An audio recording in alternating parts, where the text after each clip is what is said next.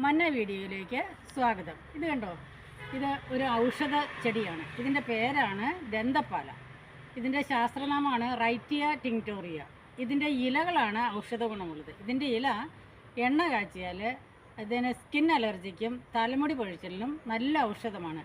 ഇതെങ്ങനെയാണ് കാച്ചുന്നതെന്ന് ഞാൻ കാണിച്ചു തരാം. ഒരു പിടി ഇല 250 ml നല്ലെണ്ണ ചേർത്ത് ഈ ഗ്ലാസ് പാത്രത്തിൽ ഒന്നാം ദിവസം വെയിലത്ത് വയ്ക്കുന്നു.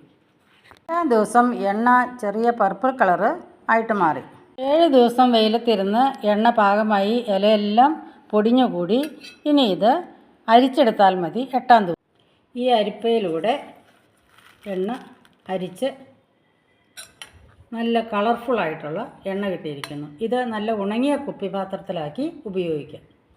Anti viral anti fungal properties ഉള്ള ദന്തപ്പാല എന്ന ചെടിയുടെ ഇല കൊണ്ട് ഉണ്ടാക്കിയ എണ്ണ തയ്യാറായി.